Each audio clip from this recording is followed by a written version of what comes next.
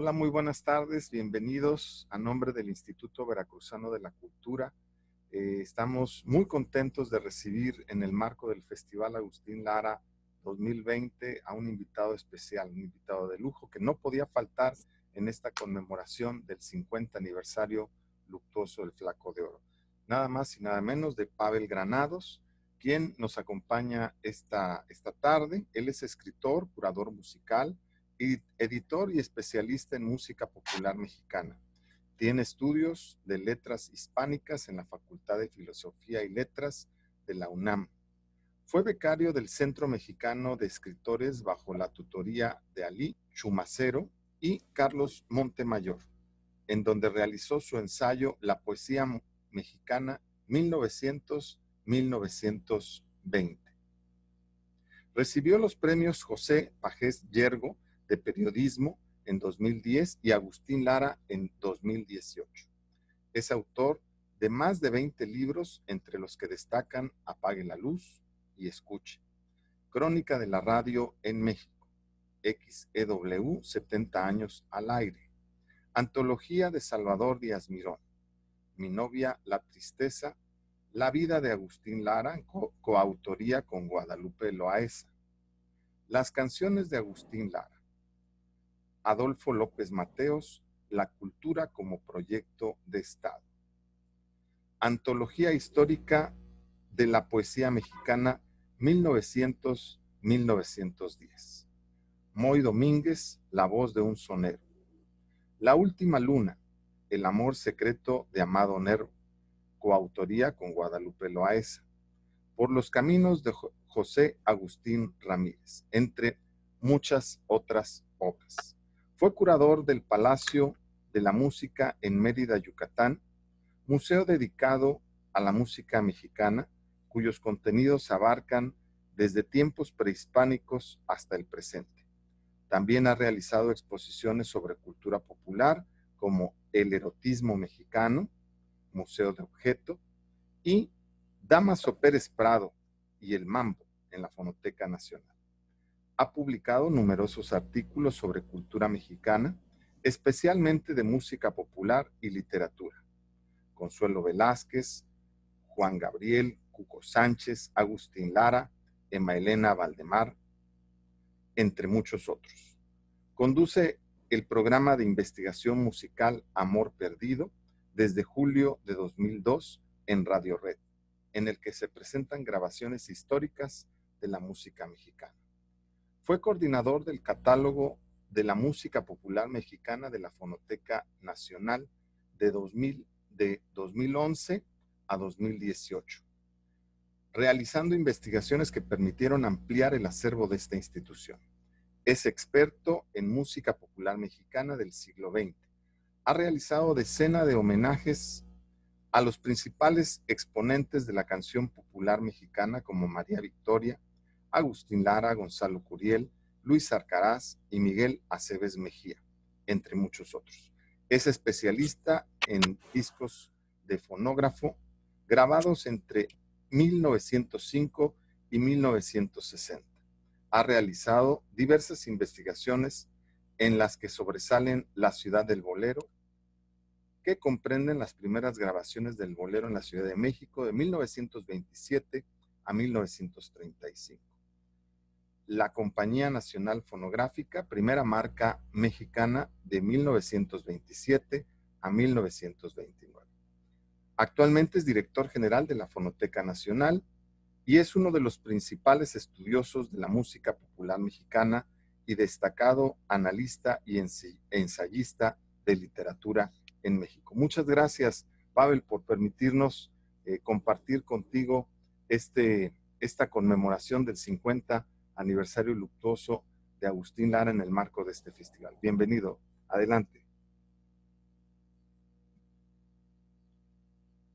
Muchísimas gracias, Miguel Ángel. Pues me da una gran emoción, como siempre, poder hablar de Agustín Lara, sobre todo en una fecha tan especial como esta, en conmemoración de los 50 años de la muerte de Agustín. Me hace pensar muchas cosas. Pienso, por ejemplo, que Agustín Lara naturalmente no quería morirse, pero pues bueno, eso es evidente, pero él era un gran, ¿cómo se dice? Un gran supersticioso. Cuando se tocaba o alguien mencionaba el tema de la muerte, Agustín tocaba madera y decía lagarto, lagarto, mientras tocaba madera. Viajaba y tenía todo el tiempo pequeños amuletos. Tenía un pequeño altar que ponía donde iba, con la foto de su madre, a la cual le ponía flores, le ponía amuletos.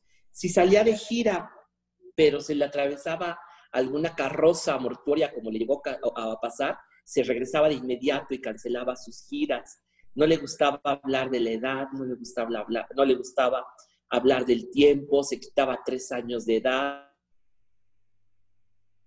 Un hombre lleno de supersticiones que, bueno, al final lo hicieron pues amargarse un poco. Yo creo que de manera, pues yo creo que hasta innecesaria e injusta, Agustín Lara se amargó porque pensaba que no solo iba a morir físicamente, sino que también iba a morir artística y culturalmente para el país, cuando en los últimos años pasó mucho tiempo encerrado en su casa, en la casita blanca de Veracruz, que era uno de los pocos lugares que le daban todavía pues algunas satisfacciones. Sin embargo, las personas que conocieron a ese último Agustín Lara se encontraron a un Agustín muy amargado, muy triste con la vida.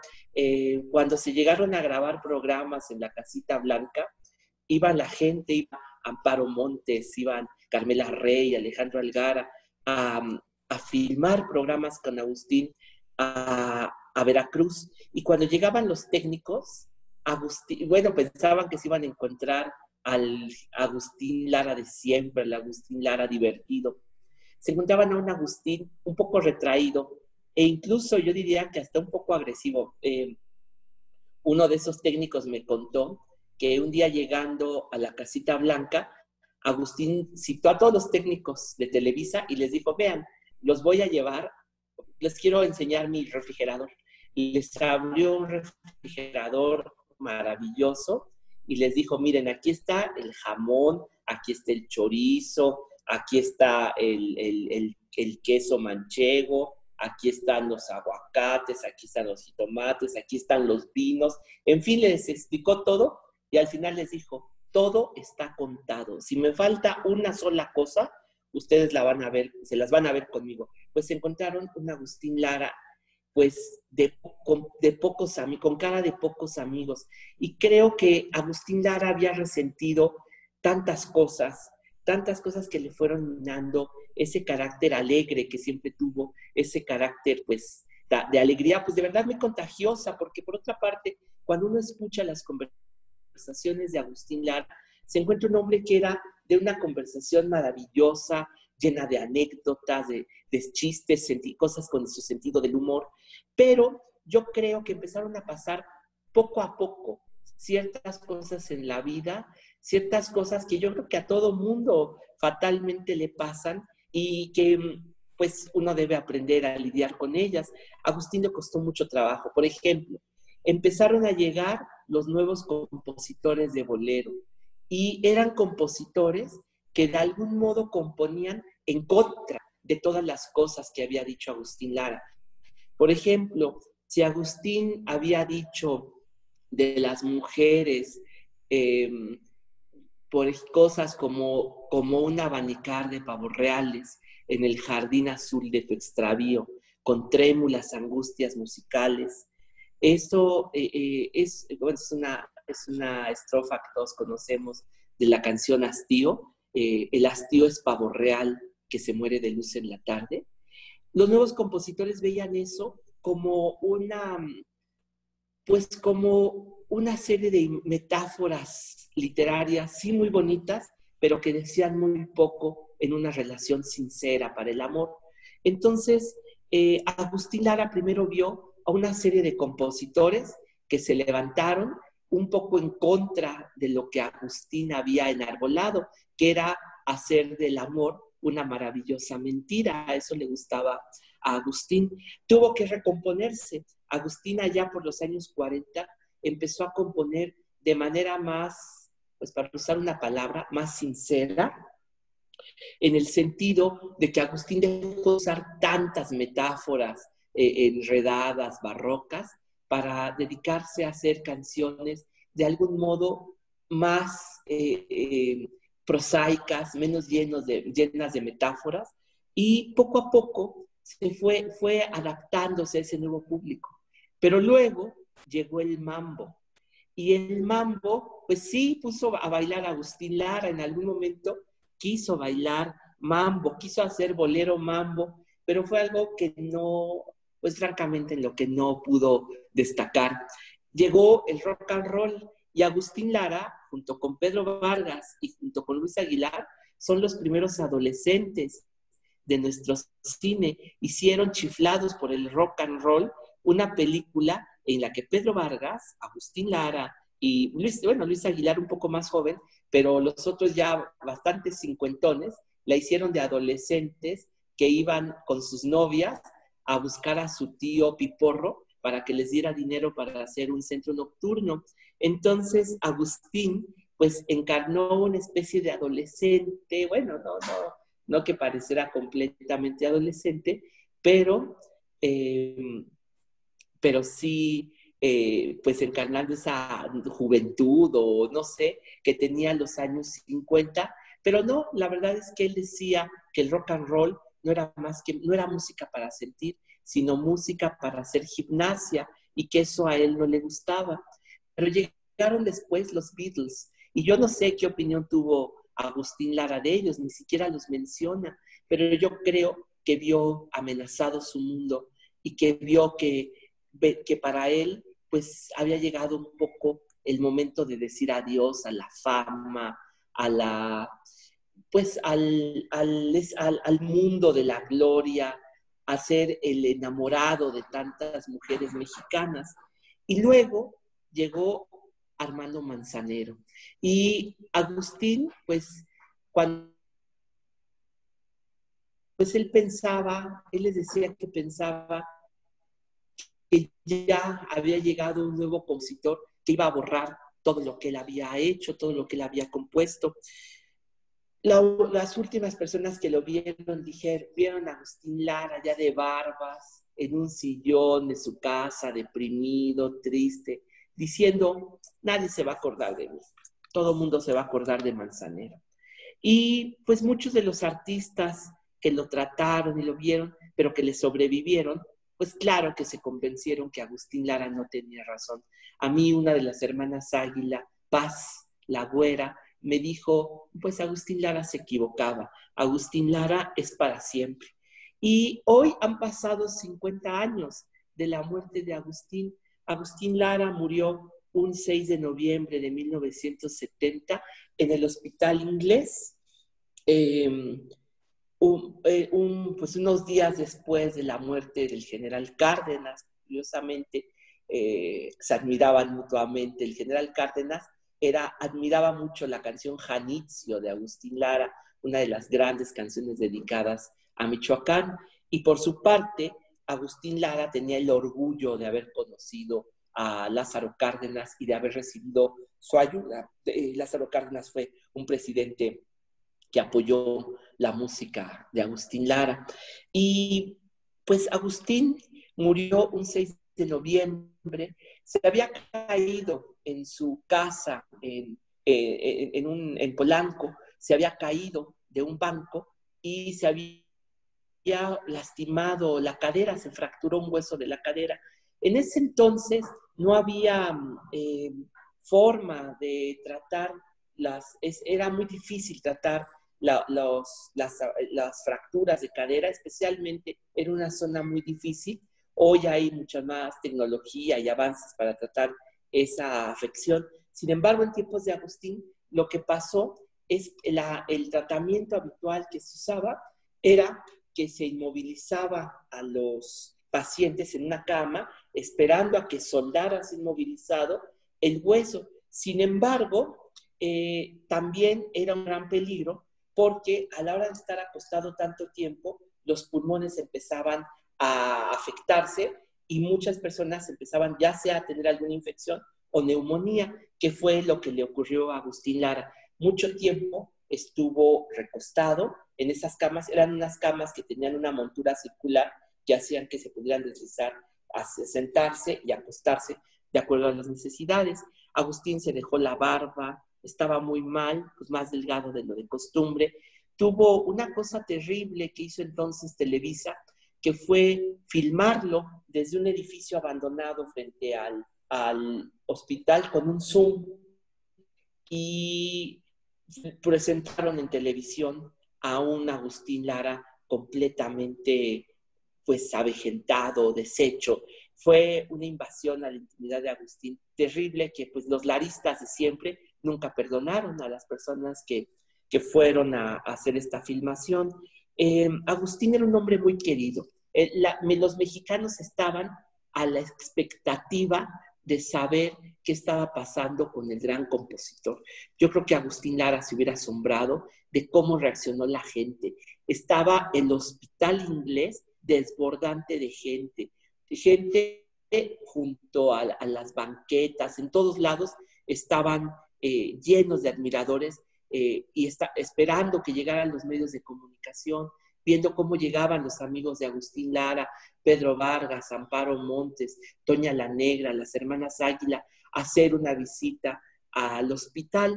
Agustín, de algún modo, pues fue ese gran ídolo de la radio que se iba en 1970. Pasaron algunas cosas durante esa última estadía de Agustín en el hospital. Por ejemplo, una señora, estaba Agustín en un piso, los pisos de arriba del hospital, cuando uno de los reporteros logró colarse por ahí, estaban en una guardia en uno de los lugares, y de pronto salió una señora de uno de los cuartos, a 2 cuartos de donde estaba Agustín Lara, salió una señora, y dijo, oiga, fíjese, le dijo a un periodista, fíjese usted que yo estoy aquí porque vengo a cuidar a un sobrino que se fracturó una pierna, y veo que hay muchísima gente, pero no sé qué es lo que está pasando. ¿Usted sabe?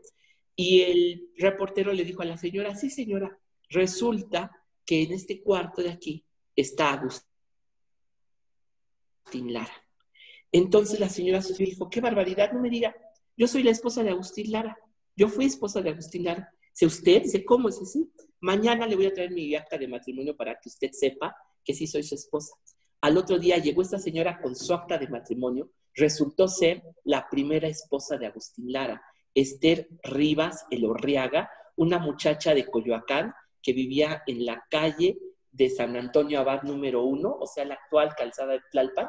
Ahí vivía, en donde está ahora el metro San Antonio Abad, ahí tenía una casita, y Agustín Lara, aquí ven usted en la Fonoteca Nacional en Coyoacán, aquí en la plaza de Coyoacán, hacia 1917 la conoció, y se enamoraron, se casaron, ella se embarazó, tuvo un hijo que murió prácticamente bebé a los muy pocos meses, que se llamó Armando Lara Rivas, el único hijo de Agustín Lara. Bueno, que es el único que tuvo en ese momento, bueno, el primer hijo de Agustín Lara, el único hijo que tuvo con Esther, porque inmediatamente después Agustín Lara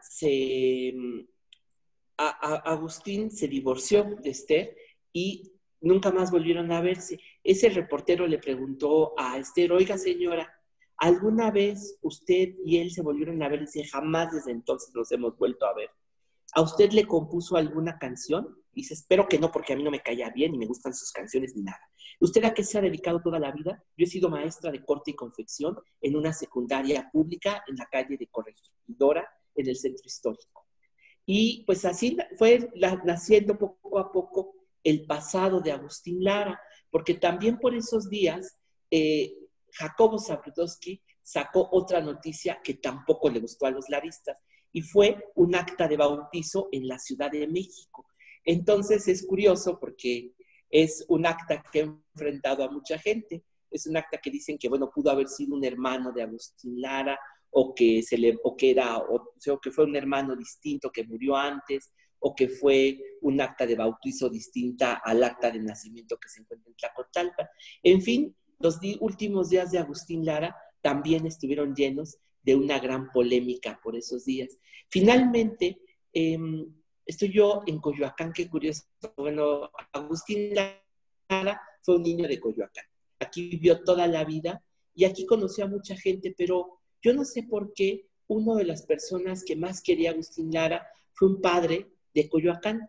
Aquí está la iglesia del Altillo a unos pasos, en Miguel Ángel de Quevedo, en la Avenida Universidad, hay una iglesia, la iglesia del Altillo, y Agustín pidió que fuera un padre del Altillo el que lo fuera a confesar. Entonces vinieron por ese padre, lo fue a confesar, y prácticamente después de ser confesado, Agustín Lara entró en estado de coma. Murió Agustín el 6 de noviembre.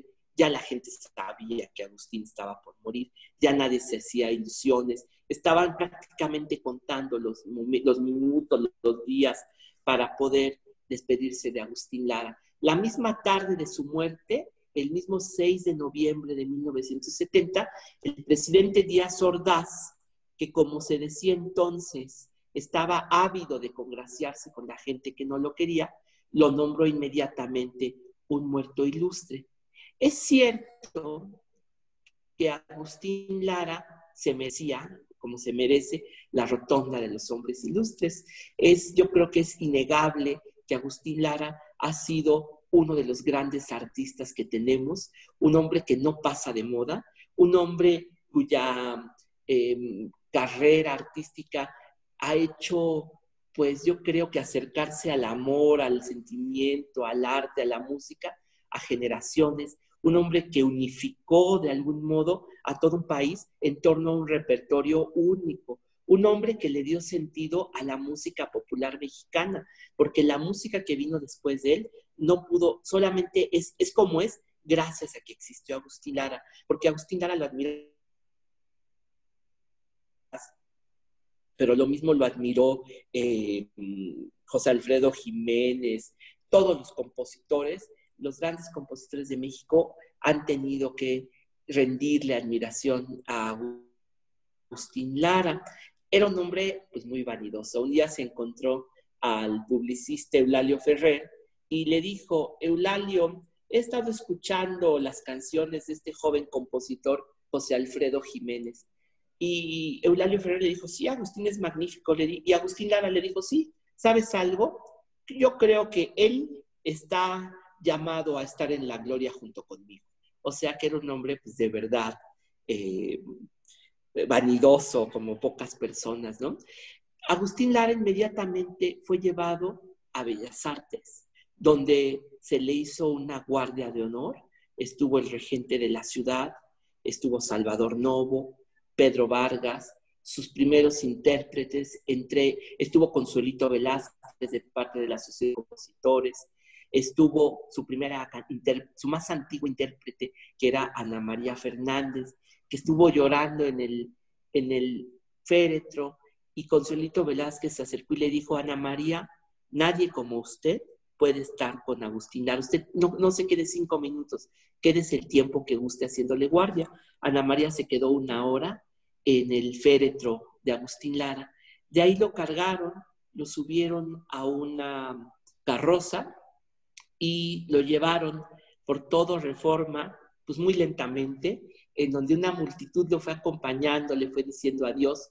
Y poco antes de llegar al Panteón de Dolores, a la rotonda de los hombres ilustres, pues ojalá Agustín lo haya escuchado, el grupo de los organilleros de México estaban ahí tocándole a lo largo del camino en la canción El Organillero, que él le dedicó a los organilleros, y que es una canción que desafortunadamente ya no tocan, ya no está en el repertorio de los organilleros. Y finalmente le llevaron ahí. Tlacotalpan mandó tierra de Tlacotalpan, llegó tierra diciendo, la gente que la llevó diciendo que era tierra del jardín de la casa donde nació Agustín Lara.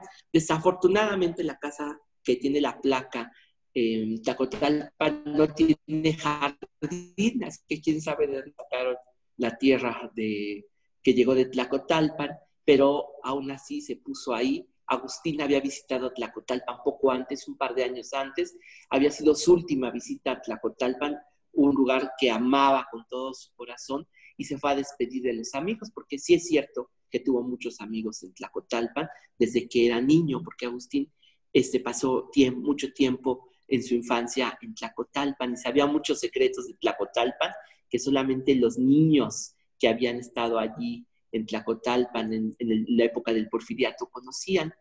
Agustín fue enterrado, se le dijeron discursos y pues México se despidió así de Agustín Lara.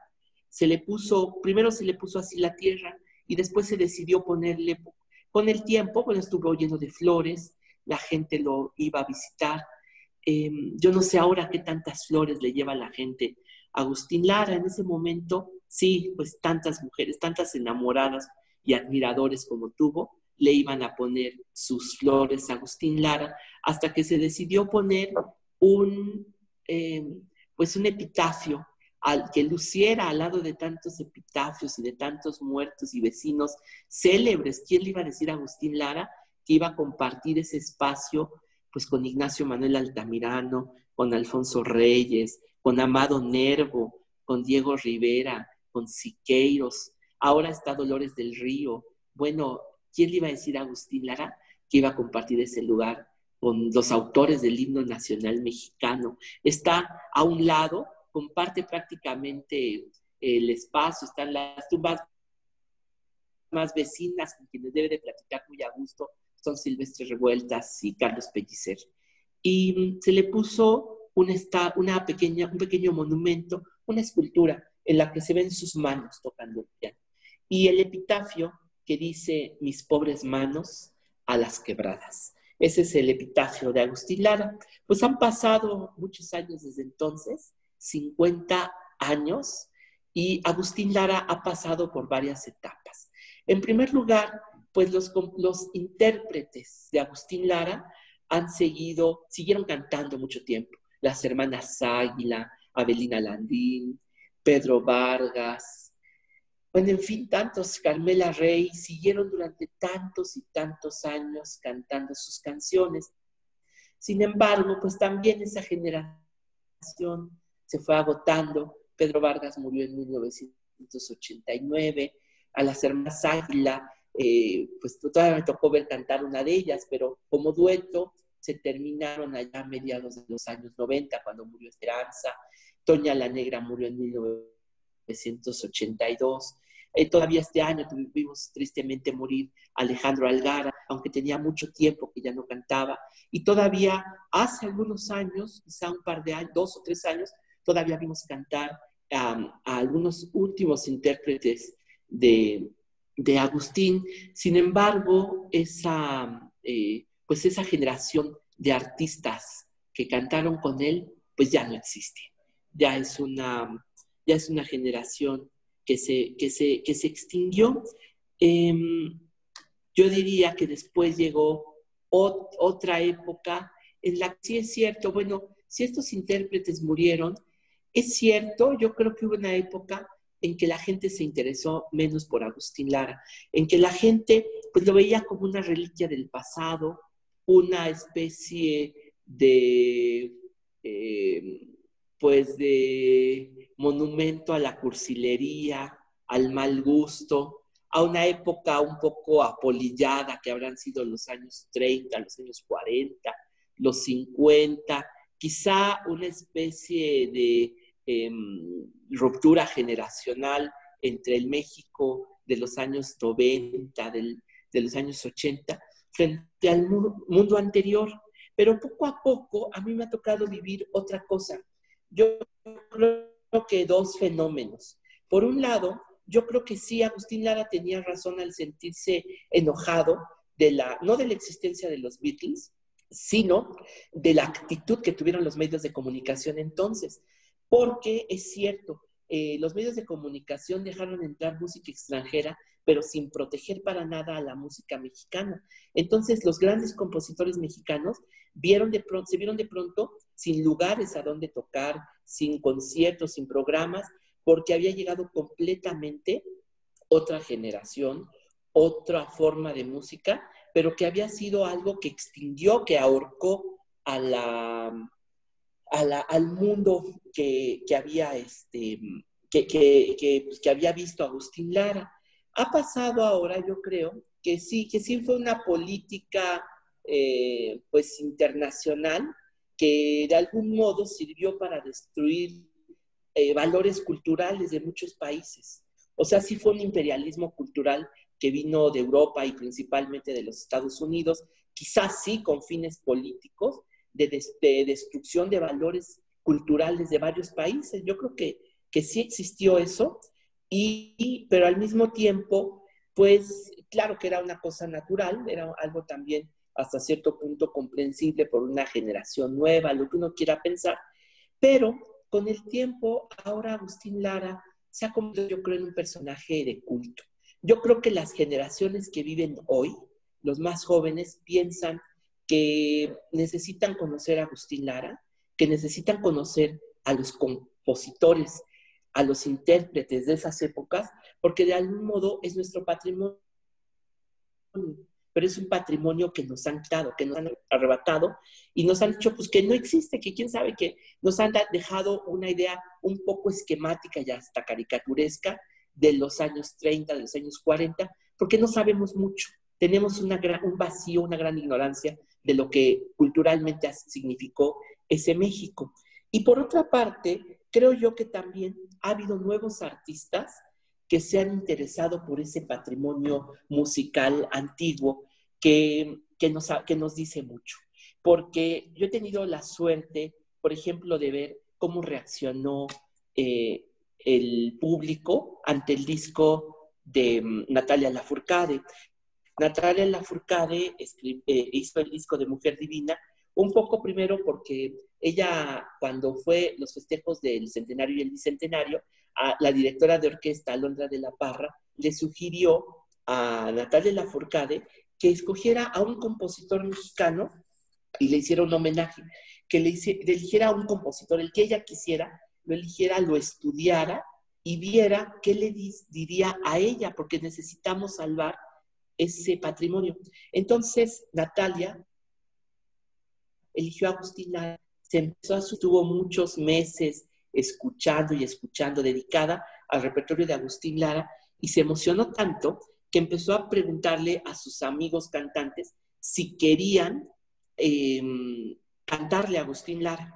Todo el mundo le dijo que sí, me dijo que esa había sido la llave para buscar a los músicos de toda América, empezando por Miguel Bosé, desde Hispanoamérica, que le dijo que por supuesto que le fascinaría cantar dueto con ella canciones de Agustín Lara. Y te decía que me tocó ver a mí, a esa generación de los muy jóvenes, muchachas de 15, 16 años del Teatro de la Ciudad, cantando felices el disco de Agustín Lara. Yo creo que a Agustín le habría significado algo enorme, habría estado feliz viendo que pues prácticamente 40 y tantos años después de su muerte, pues otra vez su mensaje era algo nuevo para nuevas generaciones, porque en el fondo eso es lo que tiene Agustín Lara, que se descubren canciones nuevas, no porque sean nuevas ahorita, sino porque las descubrimos de nuevo y volvemos a gozar, a descubrir algo nuevo de Agustín Lara. Pues yo creo que eso es más o menos una breve, pues que será una breve crónica de lo que pasó desde la muerte de Agustín hasta ahorita, estos últimos 50 años, estos días de Agustín Lara. Un personaje, un actor, Roberto Sosa, me dijo, nos vimos para hablar de Agustín Lara hace ya algún tiempo, y me dijo, yo creo que Agustín Lara está llamado a ser uno de los grandes, grandes personajes de la cultura mexicana al lado de un Diego Rivera o de una Frida Kahlo. Yo no podría medir eso, pero creo que sí. Es decir, yo íntimamente pienso que Agustín Lara es uno de los grandes, grandes personajes de la cultura mexicana. Yo creo que Agustín Lara le dio mucho a México. Yo creo que le dio muchísimo. Sus canciones se cantaban en Hollywood, en la Francia de la Segunda Guerra Mundial. Agustín Lara estuvo en Hollywood en los años 30. Se interrumpió la filmación de la película Ángel con Marlene Dietrich para recibir a Agustín Lara para que le tocara el piano a Marlene Dietrich. Fue invitado a una cena para que le presentaran a Greta Garbo. Iba a las fiestas del Gordo y el Flaco. Fue el piano que tocó él en El Salvador, fue comprado por el gobierno de El Salvador para ponerlo en un museo y poner ahí la cédula que dijera: este piano fue tocado por Agustín Lara. Fue recibido, pero como rey, en todo Sudamérica. Agustín Lara se canta en japonés, en ruso. Los españoles, porque me consta, están convencidos de que las canciones de Agustín Lara las compuso un español y no un mexicano. Le cantó a Cuba, modificó la manera del bolero, que es originalmente cubana, para hacerla a su estilo. Después de Agustín Lara, todos los compositores de América han compuesto bolero a la manera de Agustín Lara, no a la manera cubana, porque eso pues prácticamente se acabó en los años 40, cuando Agustín Lara interpretó y compuso canciones como Solamente una vez. Los pasodobles, cuando gustaban los toros, eran las canciones más maravillosas, lo que conmovía a la gente, de tal manera que pues era una imagen, una voz, una manera de sentir única. Quiero terminar nada más diciendo que también en el cine fue importante y que en una ocasión lo entrevistó Paco Ignacio Taibo I y le dijo: Agustín, ¿cómo sería la principal, una película que tú si tú dirigieras una película, ¿cómo la harías? Y Agustín le dijo: pues mira, Paco, yo lo haría de esta manera. Yo me filmaría, estaría en mi casa y tocaría el piano, unas canciones, y de pronto se abriría una puerta y entraría, por ejemplo, Toña la Negra y cantaría una canción conmigo. Después se abriría otra puerta y entraría Pedro Vargas y cantaría otra canción conmigo.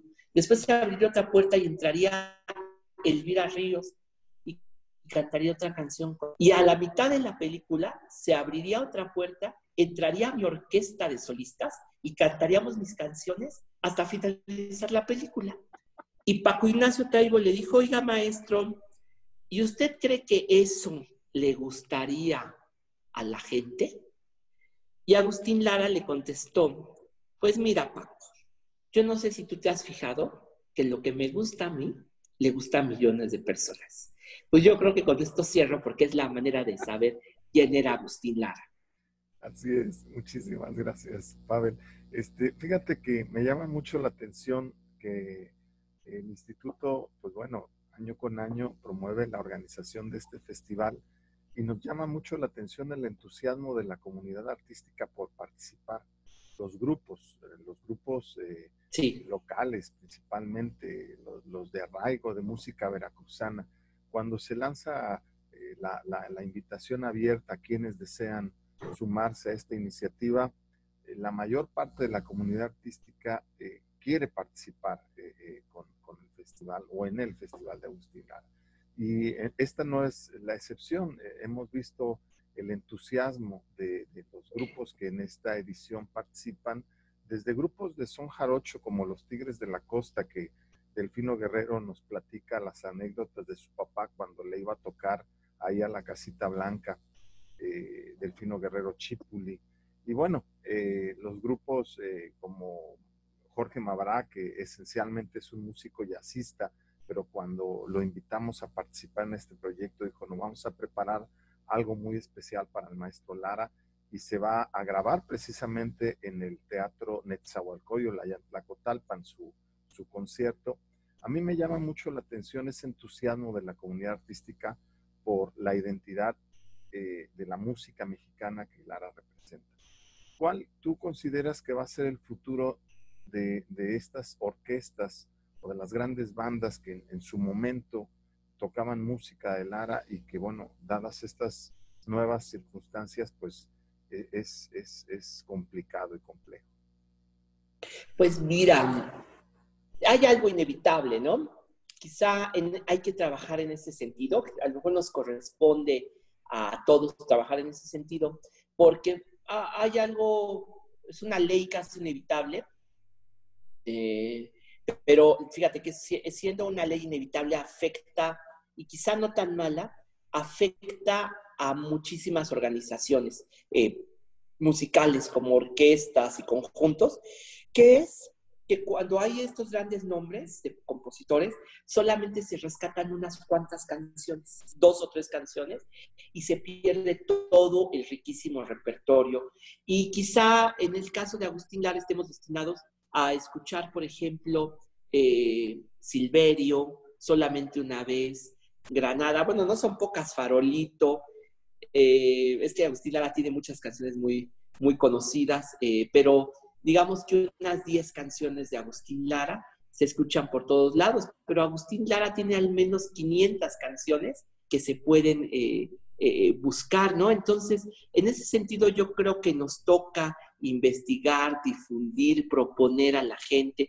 Natalia Lafourcade, cuando hizo su disco, por ejemplo, ella no hizo las canciones muy conocidas de Agustín, sino que buscó otras no tan conocidas que han gustado mucho a la gente. Resultó encantarles las canciones de Agustín Lara. Pues yo creo que en el futuro pues se pueden proponer, por ejemplo, hablabas ahorita de sones de música cubana, hay que decir, de soneros de música entre jarocha y cubana, hay que decir algo muy importante. El son cubano llegó a México por Veracruz en 1928. Llegó un grupo que se llamaba el grupo Son Cuba de Marianao, que llegó a Veracruz. Ahí se presentó por primera vez el son cubano. Este grupo vino a México, a la ciudad, a grabar un disco, y yo nunca no he podido encontrar ese disco, no existe, nadie lo ha visto. Sé que existe, pero yo no lo he podido escuchar ni nada. 2 canciones que serían el inicio del son cubano en México, pero dejaron la huella en Veracruz.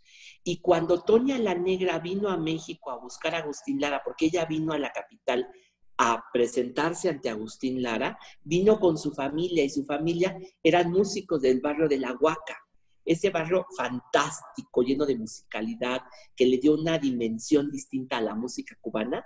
Pues esos músicos, que eran los familiares de Toña la Negra, hicieron con Agustín Lara un grupo que es célebre y es mítico, porque es el primer grupo de son cubano en México, que es el son de Marabú.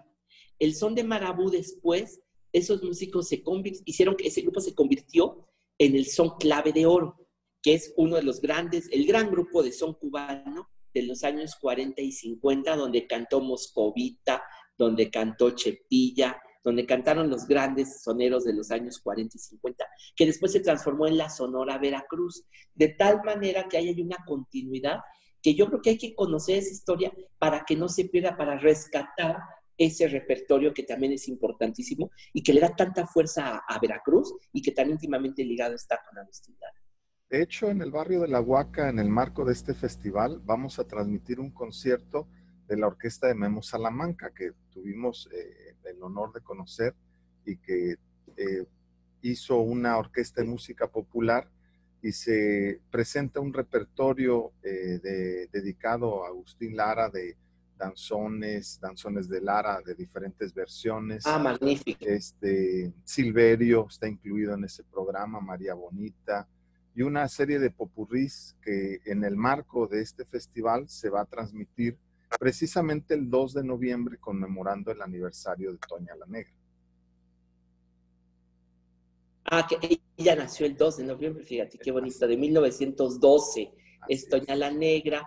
Uno de los grandes honores que yo haya recibido y que más me han emocionado es que el maestro Memo Salamanca, así me lo aseguró su esposa, salió del hospital para estar presente el día de la presentación del libro Mi novia la tristeza, en el teatro de Jalapa. Tuve la suerte de escuchar el piano del maestro Memo Salamanca.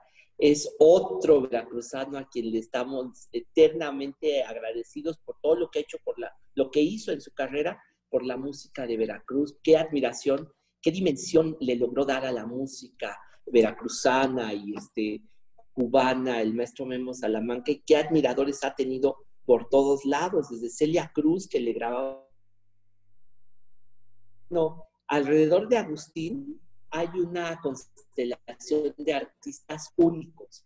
Y yo, desafortunadamente, eso es de las cosas que a mí me duelen, es no estar al tanto, no conocer tan bien como yo quisiera esa cantidad de personas que estuvieron a su lado en Veracruz, porque allá tuvo tantos amigos, beisbolistas, futbolistas, decimeros, todo tipo de gente que estuvieron con Agustín Lara, que lo admiraban, que lo invitaban a comer, que le hacían sus fiestas, que tanto quisieron a Agustín Lara. Sé que, por ejemplo, sé que en el Museo de Veracruz han llegado personas que de pronto llegan con fotos y dicen cosas que ellos rescataron porque sus papás o sus tíos o sus abuelos conocieron a Agustín Lara y eran sus amigos. En Veracruz hay algo que a lo mejor sería bueno, pero esto necesariamente lo tiene que hacer un investigador, un escritor veracruzano, que nos diga cuál es la presencia de Agustín Lara en el puerto. Cuando él iba en los años 50 y, por ejemplo, los turistas veían a Agustín Lara y decían, pero ¿cómo es Agustín Lara? Y la gente de Veracruz le decía a los turistas, momento, no se acerquen al maestro Agustín Lara, porque si él es Veracruz es para que nadie lo esté molestando. Él decía por eso que su ciudad favorita en el mundo era Nueva York, porque Nueva York es una ciudad en donde nadie te saluda, eres un desconocido para todos. Y yo creo que al escuchar los veracruzanos, dijeron, bueno, pues aquí en Veracruz se le va a cumplir. En Veracruz se le dejaba pasar como alguien más. Era una manera de rendirle admiración, de una manera en que él se sentía querido, era que los veracruzanos le daban ese espacio pues, para respirar, para no estar agobiado por la fama. Ese era uno de los gustos que también al final de su vida encontró en Veracruz. Pues hay mucho que hacer y yo soy materia dispuesta para en un futuro no muy lejano poder colaborar en lo que esté en nuestras manos desde acá, desde el puerto de Veracruz. Te agradecemos mucho, Pavel, el sumarte a esta iniciativa de la conmemoración del 50 aniversario luctuoso de Agustín Lara en el marco de este festival 2020. A nombre de nuestra directora general, la arquitecta Silvia Alejandre, te agradecemos mucho el haber aceptado la invitación y esperamos próximamente recibirte acá en Veracruz, en la Casita Blanca, y poder ojalá, sí, me encanta. seguir intercambiando y seguir trabajando en pro de nuestra cultura y en particular de la música mexicana. Muchísimas gracias, Pavel. No sé si quieras agregar algo más. Muchas gracias. Muchas gracias a la maestra Silvia, que también le mando un gran saludo. Por supuesto, mira, una de las cosas que más me gusta hacer es platicar de Agustín Lara. Así que yo feliz siempre de colaborar con la obra, con la música de Agustín. Yo creo que, además, yo tenía un amigo que se la pasaba hablando de los escritores de Salvador Novo y de Javier Villaurrutia, y en donde sea todo lo relacionaba con ellos dos. Y a mí me pasa, ahora me da risa porque a mí me pasa con Agustín Lara, donde estoy, por relacionar tanto Coyoacán como los gases nobles, como lo que sea, con Agustín Lara. Como que, de alguna manera, siempre lo veo presente en todos lados. Pues a nosotros nos honra tu participación y siempre estaremos en la mejor disposición de mantener colaboración contigo para pues poder seguir trabajando en pro de Agustín Lara y de su música y de su legado. Muchísimas gracias. Al contrario, Miguel Ángel, fue un gusto. Y